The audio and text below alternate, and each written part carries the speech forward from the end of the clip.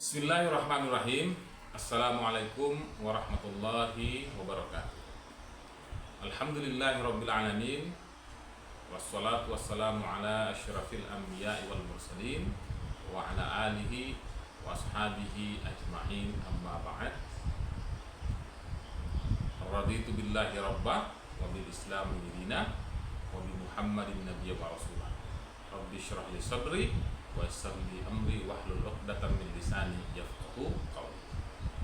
Anak-anakku yang saya banggakan, kali ini berjumpa kembali lagi dengan saya, Bahnur SPDI, selaku guru pendidikan agama Islam di SMP Negeri 3 Dampal Utara. Kali ini kita akan belajar tentang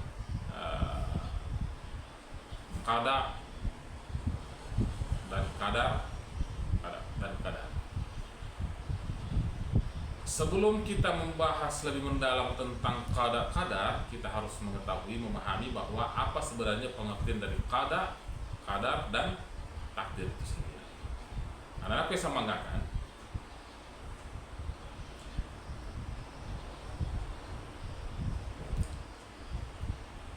dalil tentang kadar, yaitu Allah Subhanahu wa taala berfirman, wa kullu syai'in indahu bimiqdar. Jadi segala sesuatu pada sisi Allah Subhanahu wa taala itu pasti ada ukurannya. Jadi qada itu adalah ketentuan Allah Subhanahu wa taala sejak zaman azali.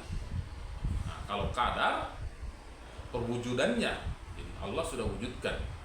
Jadi kalau qada tadi itu ketentuan sebelum terjadi, jadi Allah sudah putuskan sebelum terjadi.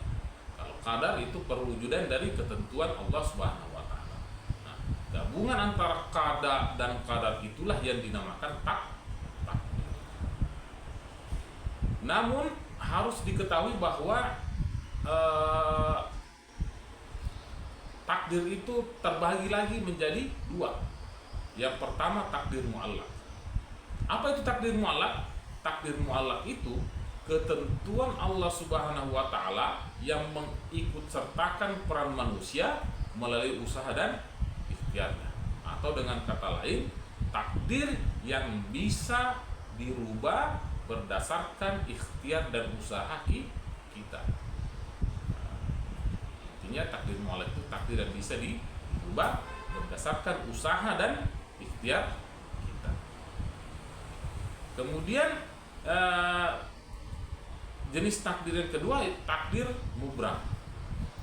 Mubram merupakan ketentuan mutlak dari Allah Subhanahu wa taala yang pasti berlaku atas setiap diri manusia, tanpa bisa dielakkan atau ditawar-tawar lagi, dan tanpa ada campur tangan atau rekayasa dari manusia. Dalilnya, qul la amliku li nafsi dharran wa la naf'an illa ma syaa Allah likulli ummatin ajal idza jaa ajaluhum fala yastakhiruna sa'a wa la yastaqdimun. Itu salah satu contoh takdir mudah, yaitu ajal. Katakan, aku tidak berkuasa mendatangkan kemudaratan dan tidak pula kemanfaatan kepada diriku, melainkan apa yang dikehendaki Allah.